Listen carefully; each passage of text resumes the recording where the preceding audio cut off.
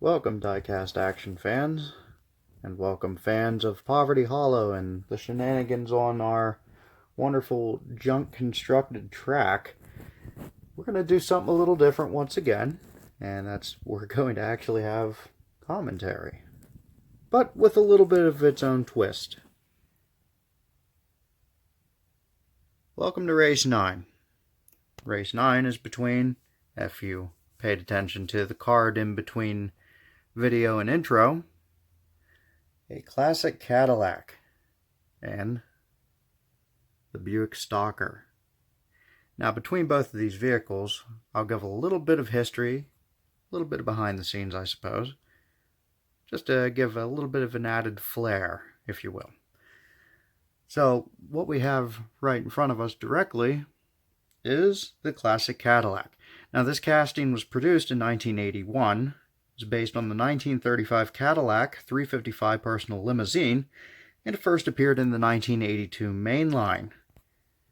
This car, in particular, weighed just under 44 grams. It's driven by Lenny of Diecast Raceway Central, which is a page on Facebook dedicated to the promotion of diecast racing content of all flavors. I'm also actually an admin on that page, not necessarily giving a plug, but if there's a place that you feel that you want to advertise your own page, your own content, and it's without fear whatsoever of being removed by any other content holder, please look us up. Now, this car in particular is from the 1996 mainline and rides on 5 spokes instead of what would appear in 1981, the black walls. This car in particular features a longer wheelbase, which should help it with stability down track. Now, his direct challenger is the Buick Stalker. Now, this car was designed in 1989. It weighs 53.5 grams. It is quite heavy. It is driven by Doc. But this car, despite being designed in 1989, was actually not used in a release the whole way to 1991 and its first appearance in a Rose's department store promotion. The car had a relatively speaking short mainline production, about 7 years, and there's only 8 total variations, typically all appearing in promo material, stuff like Kool-Aid. There's a Target exclusive, which actually appears in our personal collection here. It's a police car. This particular one is also from the 1996 mainline and sports the lace wheels. With a wide stance and nearly 10-gram advantage, it could have a competitive advantage over the Cadillac. But the Cadillac does battle back with, once again, the longer wheelbase. So, let's see how it goes. Alright, race 1 of 2. Cadillac versus Stalker. Let's get it. Cadillac with the nose coming around the spiral. Now the Stalker, big lead. Cadillac is catching up as the Stalker gets sideways. Stalker rings around and pulls off the win into the collection box. Buick Stalker with a time of 10.462, crossing the trap at 184 miles an hour scale speed. Race 1 in the books, the Buick Stalker pulling off the win. Can the Cadillac come back? Let's see. Buick with the nose coming out through the spiral. Buick commanding lead. Goes through the loop, the back stretch, down the last corner. The Cadillac completely lagging behind. Crosses the line. 10.147 and 181.9. You can say, if anything, the Buick is consistent.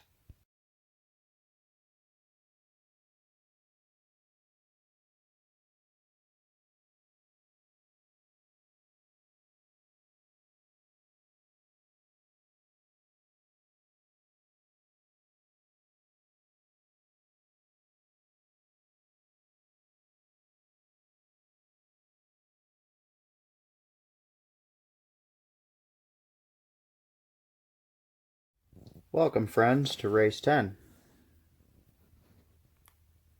Race 10 brings us a competition once more of 2 more GM vehicles, just like Race 9. This time, however, got ourselves the Chevy Citation X11 and the Pontiac Fiero. That Fiero should look familiar to you if you followed any of 3D's wonderful DRC videos, of course used by Crazy Jimmy. Now, the Citation, we're going to go through history again here. It's a 1981 casting. This one's from 1983, actually, and is part of the vaunted Gold Hot Ones line with its hyper-thin axles and very specific gold wheels. If you notice, both vehicles actually are equipped with these. This one's driven by Richard Campbell. It weighs in at 43 grams. And man, talk about a car that I never would have guessed existed in Hot Wheels form. The Citation in real life was Chevrolet's foray into the downsized front-wheel drive market that the Japanese had first gobsmacked us with, and then continued to dominate throughout the 80s. The X11 is an RPO special order code for the performance package offering. In this case, a 2.8-liter V6, 4 or 5-speed manual transmission depending on year, and a sport suspension with improved spring rate, thicker sway bars, and so on. Like most things with GM, it got a bad rap early on. But most of them ran poorly, longer than most other cars ran, period, and they have a good cult status. His challenger is the Fiero, driven by Chuck Kiefer and weighing in just under 39 grams. Take everything that we had just said about the Citation and shove it up underneath a two-seater's ass. No, I mean this literally. This is exactly what GM did. Front suspension, the entire cradle, everything is in the rear of this car. They just disabled the steering rack, so obviously you didn't have more interest in snap oversteer than they came with from the factory. These cars should be a fun race. Let's see. All right. The cars are racked, the timer's up. Let's get going. Dead heat going through. Now the Fiero takes the lead. Coming out of the spiral. Citation coming back. Fiero fends him off with a drift. The Fiero pulls off the wind into the stop box. The Fiero pulling off a fairly clean 10.089. Scale speed of 183.2 miles per hour. With race 1 complete, the Citation is now on defense. Can he fend off his own offspring? Let's get it. Fiero with the lead. Coming out of the alley-oop into the spiral. The Fiero taking off like a shot. It is a clean win. And into the box they go. The Fiero this time ripping through the course. 9.299. 254 miles an hour.